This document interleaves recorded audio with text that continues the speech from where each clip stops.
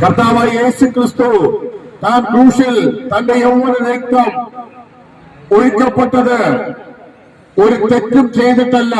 നാം പാപികളായിരിക്കുമ്പോൾ നമ്മൾ പാപത്തിന് പരിഹാരം നൽകുവാൻ യേശു ക്രിസ്തുവിന്റെ രക്തം നമ്മുടെ പാപങ്ങളെ പോക്കുന്നു. അവന്റെ ആ സ്നേഹത്തിന്റെ ആഴവും നീളവും വ്യാപ്തിയും എന്തെന്നറിയണമെങ്കിൽ നമ്മൾ യോഹന്നാന്റെ ലേഖനം നമ്മള് പഠിച്ചേ മതിയാവുള്ളൂ. കാരണം മക്കളെ, നിങ്ങൾ ആരും തെറ്റിപ്പോകരുത് എന്നതിനെ കുറിച്ചാ പറഞ്ഞിരിക്കുന്നത്.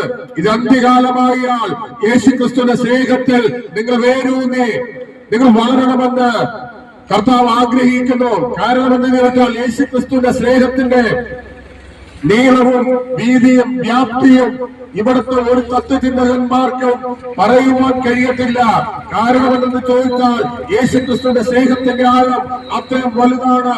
ഇന്ന് മനുഷ്യൻ ഈ ലോകത്തിന്റെ സ്നേഹത്തിൽ പലരും പല രീതിയിൽ പറ്റിക്കുകയും വഞ്ചിക്കപ്പെടുകയും ചെയ്യുമ്പോൾ സ്നേഹം അഭിനയിച്ച് സ്നേഹത്തെ എന്താണെന്നറിയാതെ സ്നേഹം തടിച്ച് ഇന്ന് വളർന്നു വരുന്ന യുവതലമുറ കുടുംബങ്ങൾ പലതും ആത്മഹത്യയുടെ വക്കിലേക്ക് എത്തുന്നു.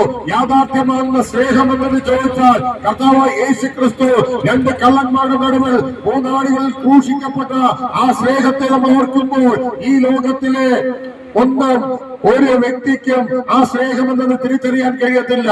ആ ക്രിസ്തുവിന്റെ സ്നേഹം നമ്മൾ തിരിച്ചറിയണമെങ്കിൽ ഒരു മതപുരോഹിതന്മാർക്കോ ഒരു മാപണ്ഡിതന്മാർക്കോ ആ സ്നേഹം എന്തെന്ന് ഇന്നുവരെ തിരിച്ചു പറഞ്ഞു തരാൻ കഴിഞ്ഞിട്ടില്ല. കാരണം വിശുദ്ധ വേദപുസ്തകം പറയുന്നത് ഒരുവൻ ക്രിസ്തുവിനെ ധരിച്ചിരിക്കുന്നുണ്ടെങ്കിൽ അവനെ സ്നേഹിക്കുന്നുണ്ട്, അവന്റെ കൽപ്പന പ്രമാണിക്കുന്നുണ്ടെങ്കിൽ ക്രിസ്തുവിനെ സ്നേഹിക്കുന്നുണ്ട്.